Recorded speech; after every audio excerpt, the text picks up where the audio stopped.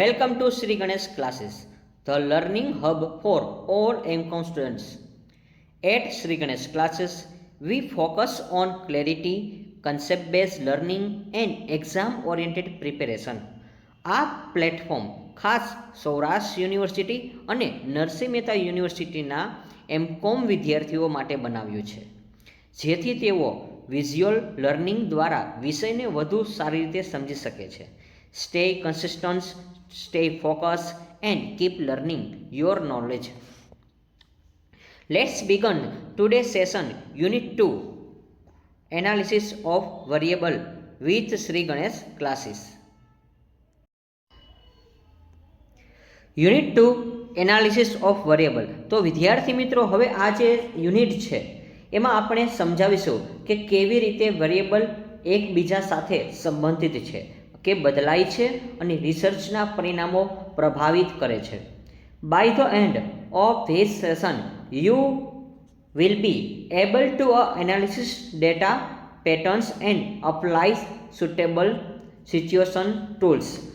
તો વિદ્યાર્થી મિત્રો, હવે આપણે આ જે વિડીયો લેક્ચર છે એમાં પહેલાં આપણે થિયરિકલ કન્સેપ્ટ કરાવશું, એટલે જેથી કરીને તમારા જે પ્રેક્ટિકલ સંપન્ન તમને આરામથી આવડી જશે. અને હા વિદ્યાર્થી મિત્રો, આપણે યુનિટ 1 છે એ ઓલરેડી કમ્પ્લીટ કરેલું છે. તો જે વિદ્યાર્થી મિત્રોએ યુનિટ 1 ન જોયું હોય તો એ ફટાફટ પહેલાં એ જોઈ લેજો. એ સેશન તમારા માટે ખૂબ જ ઇમ્પોર્ટન્ટ છે એટલા માટે. તો એનું આપણે જે ચી સ્ક્વેર ટેસ્ટ જે યુનિટ છે એ આખું આપણે કમ્પ્લીટ કરી દીધું છે વિથ થિયરી, અને ઇમ્પોર્ટન્ટ સમ પણ મેં તમને પ્રેક્ટિસ માટે આપેલા છે. છતાં બી તમને કોઈ ડાઉટ હોય તો આપણે શ્રી ગણેશ ક્લાસીસની એપ્લિકેશન છે એમાં તમારે ડાઉનલોડ કરી લેવી, જે ડિસ્ક્રિપ્શન બોક્સમાં લિંક હશે, જેથી કરીને તમારે દરેક વિડીયો લેક્ચર છે તમે ત્યાં પણ પ્રોવાઈડ થઈ જશે, એટલે ત્યાંથી પણ તમે સરળતાથી જોઈ શકો છો. તો યુનિટ 2 એનાલિસિસ ઓફ વેરિયેબલ. હવે એમાં શરૂઆતમાં આપણે પહેલાં એક થિયરિકલ ક્વેશ્ચન, અને હા વિદ્યાર્થી મિત્રો, આ યુનિટ ખૂબ જ ટૂંકું છે, માત્ર લગભગ 5 થી 6 લેક્ચરમાં આપણે કમ્પ્લીટ કરાવી દઈશું, જેથી કરીને વિદ્યાર્થીઓને ઝાઝો સમય ન બગડે અને માત્ર તમે 1 થી 1.5 કલાકમાં આખું આ ચેપ્ટર છે 20 માંથી 20 ગુણ તમે મેળવી શકો એ ટાઈપનું ચેપ્ટર છે. તો હવે આપણે એની શરૂઆત કરી. Question 1, explain one way classification. હવે એક તરફીય વર્ગીકરણ સમજાવો. તો વિદ્યાર્થી મિત્રો, આ એક ક્વેશ્ચન છે, વારંવાર યુનિવર્સિટીમાં પૂછાતો એવો ક્વેશ્ચન છે અને બંને યુનિવર્સિટીને ઉપયોગી છે. ખાસ કરીને જે લોકો સૌરાષ્ટ્ર યુનિવર્સિટીમાં છે અને એના માટે તો ખૂબ જ આ ટાઈપના ઇમ્પોર્ટન્ટ ક્વેશ્ચન છે. અને વિદ્યાર્થી મિત્રો, તો આ વિડીયો જો તમારે અંત સુધી જોજો. જો તમે યુનિટ 1 કમ્પ્લીટ કરી રહ્યો છે અને યુનિટ 2 પણ મારી સાથે તમે કમ્પ્લીટ કરશો, એટલે આરામથી તમે જે આ જે બિઝનેસ રિસર્ચ એપ્લિકેશન છે એમાં તમારી માસ્ટરી આવી જવાની છે. હવે શરૂઆત આપણે પહેલાં મિનિંગથી કરી. પહેલાં આપણે એના મિનિંગ જોઈ કે એનો અર્થ શું કહેવા માગે છે. કે one way classification is a simple statistical method. એટલે કે એક માર્ગીય વર્ગીકરણ એ એક સરળ આંકડાકીય પદ્ધતિ છે. In which data are classified according to a one variable અને ઓર વન ફેક્ટર. તો વિદ્યાર્થી મિત્રો, જો ડેફિનેશન છે એ સાવ સિમ્પલ સરળ વર્ડમાં લખેલી છે કે which data are classified according to a one variable or one factor. એટલે કે જે આપણી પાસે ડેટા છે એમાં એક જ ચલ હોય છે અને ફક્ત એક જ પરિબળને અનુસાર વર્ગીકૃત કરવામાં આવે છે. એટલે આપણી પાસે જે માહિતી હશે એ સિંગલ વેમાં માહિતી હશે. હવે વિદ્યાર્થી મિત્રો, નેક્સ્ટ આજે આગળ વાત કરી. It is also known as single factor classification or one dimensional classification. એટલે કે એક જ પરિબળ વર્ગીકરણ કરવામાં આવે છે અને એક જ ડાયમેન્શનલ એટલે કે એક જ પરિણામ જ એટલે પરિણામીય જ વર્ગીકરણ તરીકે ઓળખવામાં આવે છે. તો જો વિદ્યાર્થી મિત્રો ડેફિનેશન તમે રીડ કરો છો તો ખાસ ડેફિનેશન એક બહુ વ્યવસ્થિત કરી લેવી અને બહુ સિમ્પલ વેમાં તમને લખેલી છે કે જેથી કરીને દરેક યુનિવર્સિટીના વિદ્યાર્થીઓને આરામથી યાદ રહી જાય છે. તો વન વે ક્લાસિફિકેશનમાં શું કહેવા માગે છે કે તમારી પાસે એક જ માહિતી હોય છે જ્યારે પણ કોઈ એક ડેટા તમે વર્ગીકરણ કરો છો, પરંતુ માહિતી એક જ હોય. હવે એક્ઝામ્પલમાં હું તમને શોર્ટમાં સમજાવી દઉં કે દાખલા તરીકે આ જે શ્રી ગણેશ ક્લાસીસ છે, હવે એમાં દાખલા તરીકે માની લો કે આપણે ધોરણ વાઇઝ આપણે શું કરતા હોય છે, બધા લોકોને નોકરી રાખતા હોય. તો આપણે ટૂંકમાં પ્લેટફોર્મ જોઈ તો આપણી પાસે તો ઓલરેડી અત્યારે જે ક્લાસીસ છે એમાં અમે વિદ્યાર્થીઓને સ્ટડી કરાવી છીએ. તેમાં 9મા ધોરણનો વિદ્યાર્થી આવે, 10મા વાળો વિદ્યાર્થી આવે છે, 11મા વાળો આવે છે, 12મા વાળા આવતા અને કોઈ કોલેજવાળા પણ આવતા હોય છે, બીકોમવાળા. તો ખાસ કરીને આ ટાઈપમાં આપણે જોઈ તો જે 9મા વાળામાં જે શિક્ષક જતો હોય છે અને માત્ર એને એકને જ હું પગાર ચૂકવતો હોય તો અહીંયા માત્ર 9મા ધોરણની જ વાત થઈ છે. તો આને કહેવાશે વન વે ક્લાસિફિકેશન. હવે દાખલા તરીકે 9મા વાળાના જે ટીચર છે શાયદ 10મામાં ભણાવતા હોય અને ન પણ ભણાવતા હોય એવું બની શકે છે. અથવા 9મા વાળો છોકરો છે એ માત્ર ને માત્ર 9મા ધોરણનું સ્ટડી કરશે, એ બીજા કોઈ એક ધોરણનું કોઈ એક સાથે સ્ટડી કરવાનો નથી. સેમ એવી રીતે 10મા વાળો જે વિદ્યાર્થી હોય છે એ માત્ર 10માનું સ્ટડી કરતો હોય છે, તો એને કોઈ દી 9માનું કે 11માનું કોઈ દી કરવાનું હોતું નથી. તો આને કહેવાશે વન વે ક્લાસિફિકેશન. એટલે એક્ઝામ્પલ તરીકે એક જ જગ્યાએ એક જ વ્યક્તિની વાત થતી હોય. દાખલા તરીકે ક્લાસ 9 અલગ છે, ક્લાસ 10 અલગ છે, ક્લાસ 11 અલગ છે અને 12 અલગ છે. હવે 11, 12માં સાયન્સ અને કોમર્સ આવી રીતે ડિપાર્ટમેન્ટ પણ આવે છે અને આર્ટ્સ ડિપાર્ટમેન્ટ પણ આવે છે. પરંતુ જે વિદ્યાર્થીઓને આપણે વાત કરવાની હોય છે એની જ આપણે પર્સનલ વાત કરી છે. તો દાખલા તરીકે હું એમ કહું કે ધોરણ 11માં આપણે કોમર્સના વિદ્યાર્થીઓ માટે એક કાર્યક્રમ ગોઠવ્યો છે, તો એમાં માત્ર કોમર્સવાળા જ આવશે, સાયન્સવાળા કે આર્ટ્સવાળા કોઈ વિદ્યાર્થી આવશે નહીં. તો ખાસ યાદ રાખજો, આર્ટ્સવાળા કોઈ સ્ટુડન્ટ્સ નહીં આવી શકે, કારણ કે જે કાર્યક્રમ આપણે માત્ર ને માત્ર કોમર્સ જે સ્ટુડન્ટ છે એના માટે જ રાખેલો છે એટલા માટે. ચલો, આઈ હોપ કે તમને આ વ્યાખ્યા છે એ યાદ રહી ગઈ છે. તો હવે સેમ ગુજરાતીમાં પણ એકવાર કહી દો એટલે જેથી કરીને એ વિદ્યાર્થીને પણ સરળતા યાદ રહી જાય કે એક માર્ગીય વર્ગીકરણ એક સરળ આંકડાકીય પદ્ધતિ છે. હવે એક જ આંકડાકીય પદ્ધતિ છે જેમાં ડેટાને એક ચલ અથવા ફક્ત એક પરિબળ અનુરૂપ વર્ગીકૃત કરવામાં આવે છે અને એક જ પરિબળ વર્ગીકરણ અને એક પરિણામે વર્ગીકરણ તરીકે ઓળખવામાં આવે છે. એટલે માત્ર એક જ વસ્તુ છે, એક જ લોકો માટે વપરાતી હોય તેને શું કહેવાશે? એકાંકિક, એટલે કે એક તરફીય વર્ગીકરણનો. એક્ઝામ્પલ તરીકે આજે તમારા બધાના પપ્પા છે એ કામ કરતા હશે, તો આપણા જે ફાધર છે એ બધા વર્ક કરતા હોય છે.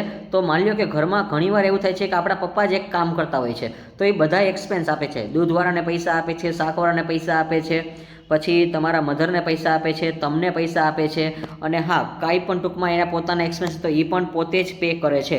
તો આ ટાઈપમાં આપણે જોઈએ તો ફાધર એક જે આપણા કિંગ કહેવાય છે, તો એ જ પોતે એક વર્ક કરે છે. એટલે માત્ર એ વર્ક કરે છે અને એ આવી રીતે બધા લોકોને પૈસા છે એ પે આઉટ કરે છે. તો આ એક બેસ્ટ એક્ઝામ્પલ તમારા માટે રહેશે.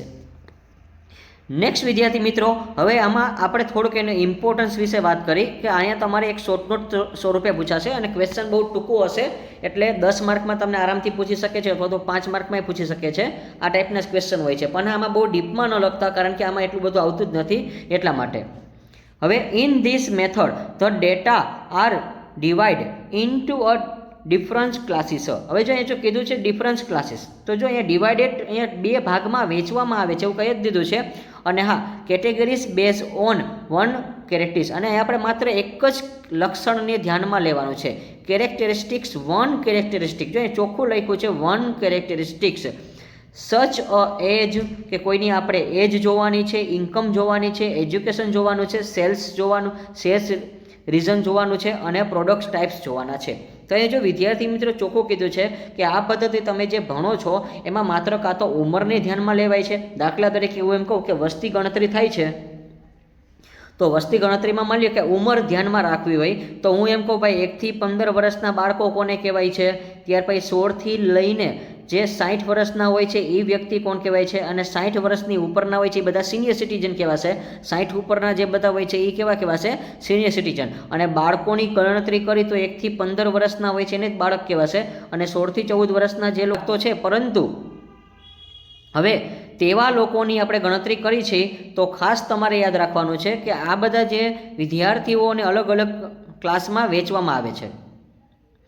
નેક્સ્ટ, હવે આપણે આગળ વાત કરીએ વિદ્યાર્થી મિત્રો કે આ પદ્ધતિમાં માહિતીનો વય, આવક, શિક્ષણ અને વેચાણ ક્ષેત્ર, ઉત્પાદન પ્રકાર વગેરે જેવી એક લાક્ષણિકતાને આધારે વિવિધ વર્ગો અને શ્રેણીમાં વિભાજિત કરવામાં આવે છે. જો કીધું છે અહીંયા વિવિધ વર્ગમાં શું કરે છે? વેચવામાં આવે છે. એટલે ડિફરન્સ ક્લાસીસ જો અહીંયા લખેલું છે કે ડિવાઇડેડ એટલે કે 2 ભાગમાં વેચવામાં આવે છે અને તે ભાઈ કેટેગરી નક્કી કરવામાં આવે છે.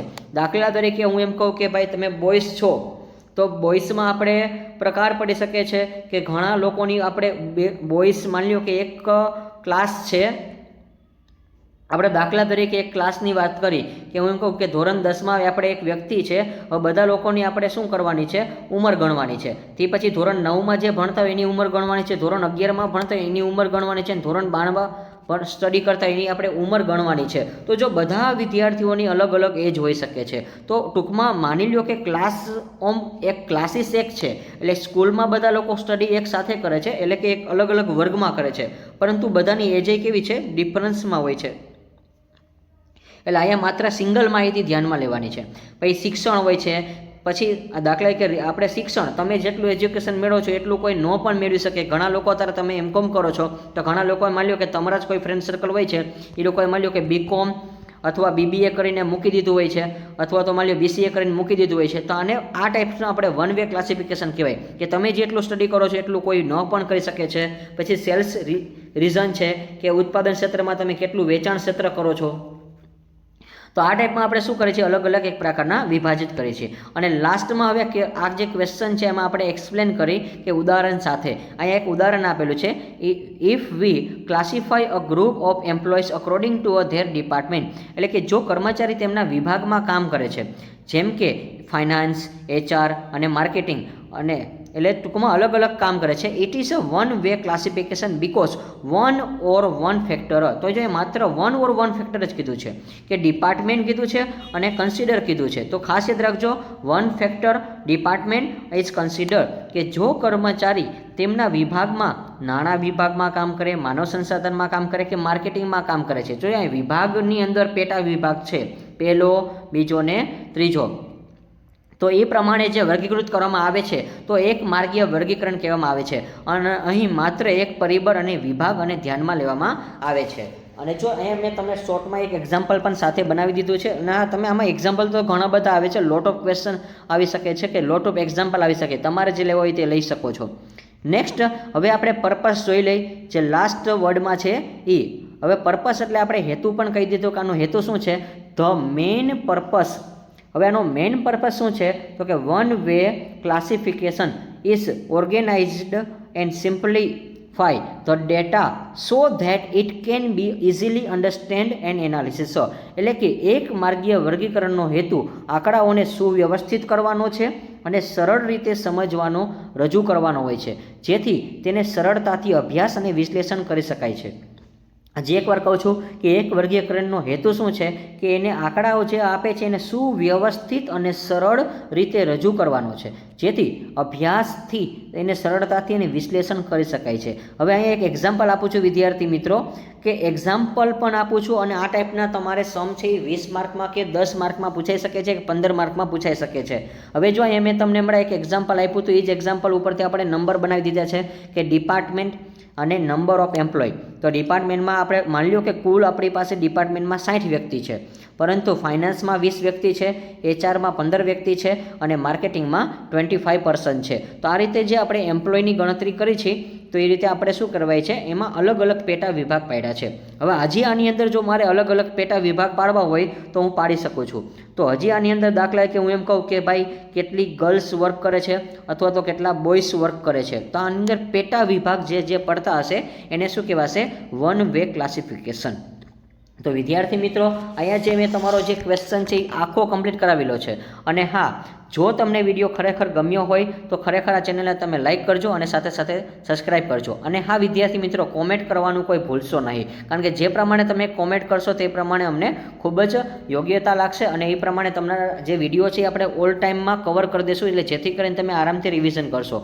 અને બીજી વાત એ કે ઘણા બધા વિદ્યાર્થી મિત્રો માર્કેટિંગ કે HRM માટેના IMP ક્વેશ્ચન માગે છે, પરંતુ વિદ્યાર્થી મિત્રો એની પણ સિરીઝ છે એ ટૂંક સમયમાં શરૂ થઈ જશે, પરંતુ પહેલાં આપણે પ્રેક્ટિકલ સબ્જેક્ટ છે એમાં તમારે કવર કરવું જરૂરી છે, કારણ કે ઓલા તો બધા થિયરિકલ સબ્જેક્ટ છે. એટલા માટે માર્કેટિંગ છે અને જે HRM છે એ બધા તો થિયરિકલ છે, એના IMP સેશન તમને મળી જ જશે ટૂંક સમયમાં, અને એની નોટ્સ પણ તમને IMP મળી જશે. તો જે લોકોને પરચેસ કરવાનું છે એની નોટ્સ પણ તમને ટૂંક સમયમાં આપણે એવા વિડીયો પણ અપલોડ કરશું કે જેથી કરીને એમાં તમને બધી ડિટેલ્સ આપી દઈશું. ત્યાર પછી તમારે નોટ જો તમને ટૂંકમાં એવું લાગે છે કે મારે નીડ પડશે તો તમારે પરચેસ કરવાની રહેશે. અને હા, વિડીયો જોવા બદલ આપનો ખૂબ ખૂબ આભાર છે વિદ્યાર્થી મિત્રો. અને હા, આવી રીતે તમે લર્નિંગ કરજો, જેથી કરીને અમે તમને આવા જે આઈએમપી સેશન છે એ પણ રજૂઆત કરશું અને સાથે સાથે તમને એવા એક્સપ્લેન કરશું જેથી કરીને તમારે કોઈને પ્રોબ્લેમ ન પડે. Thank you for watching. C you in this next video.